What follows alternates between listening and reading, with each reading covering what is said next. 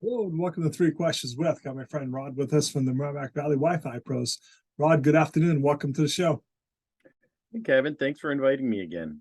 So, Rod, I laugh when we talk because often we use the words internet and Wi-Fi interchangeably.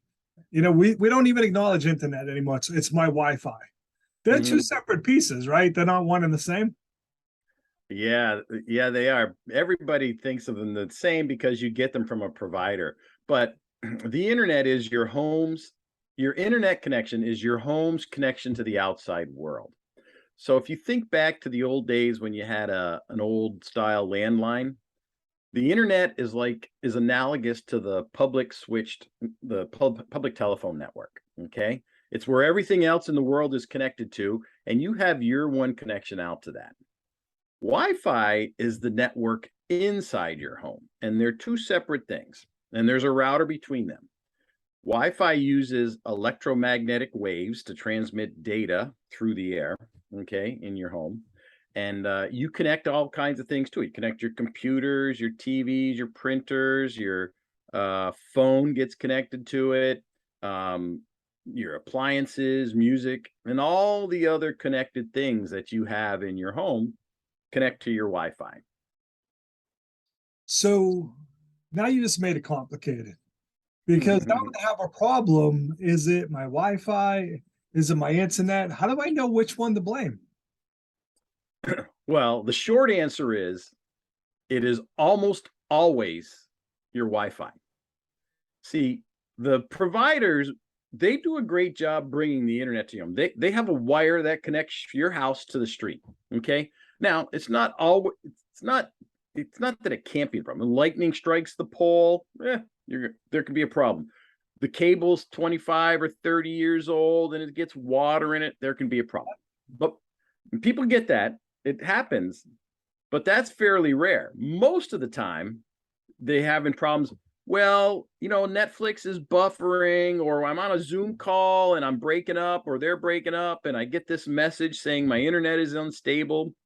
Oh, that's not your internet. That's your Wi-Fi, and that's the problem. That's your Wi-Fi. It'll work great if you're sitting right next to your router in a certain radius of it, but it won't work great everywhere in your home for most people. And so it's really, it's almost always your Wi-Fi, and it's easy to prove it. I do it all the time for customers. I mean, if you connect to the router if I connect to the router with my laptop and I run some experiments on that, flat out, fast as possible, never a problem. Not going to say never a problem. I have had a customer where there was a problem, but for the most part, you connect and it just works, flawlessly. That's if you take the Wi-Fi out of the picture. Once you put the Wi-Fi back in, it's like, geez, it's pretty crappy here. And so, you have to know what you're doing to figure it out. So, Rod, you brought up the word routers, and I see people who have really big houses, and they'll get up and you see them walk across the room to go sit next to the router. It's fast if I sit right here, but if I go to the other wing of the house, if you will, not so much. How many routers do you need? Well, that's an interesting question. It really depends on the makeup of your home and everything. But just here are the guidelines, right? When you get a router from Comcast or Verizon, wherever you get your service from, right? They typically cover 2,000 square feet. So how big is 2,000?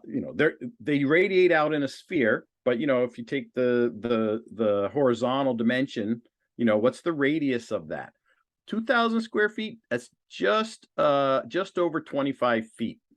So if and that distance means there are no walls, there's no appliances, no furniture, there's no tile, there's no fireplace, there's nothing in the way of the Wi-Fi. There's just clear sailing for 25 feet. It'll work great. Most homes aren't like that. They have to be really big to have that kind of a radius around. But so at 25 feet, it's really more like 15 or 20 feet is the radius that's effective. Now, 15 or what does that translate? A 15-foot radius corresponds to 800 square feet. I'm sorry, 700 square feet. Yep. Well, not a lot of people have a 700 square foot home unless it's a small apartment, 1 bedroom, right? Oh. And if it's 20 feet, it's 1,200 square feet. Still, there are a lot of 1,200 square foot homes, but that implies the router's right in the middle, right? If you're right in the middle, then you can reach out 20 feet both ways. But if you're on one end of the home, like many times a router comes, the service comes in at the end of the home, and the router is positioned typically towards one end of the home. The other end of the home is going to have a real problem.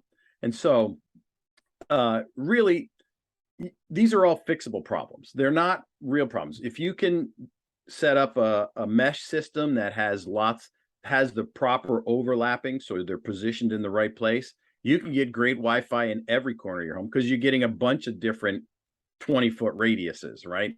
And they overlap, so they have a really strong signal. They can talk to each other. You just got to put them in the right places. And that's the kind of thing we figure out. Okay, here's my router, my main router. Where should the next one go? Where's the next one go?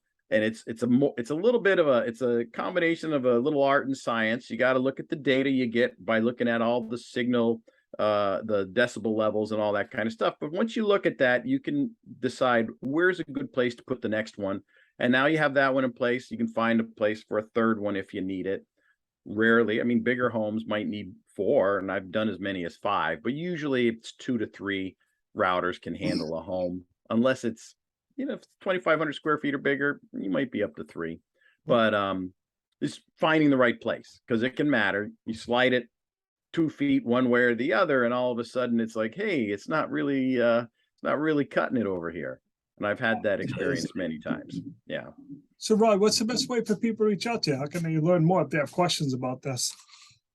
So they can reach us on our website at mvwifipros.com, or they can give us a call at 978-577-5884. Rod, I appreciate you taking a few minutes to call on the show. And as always, thanks for being my friend.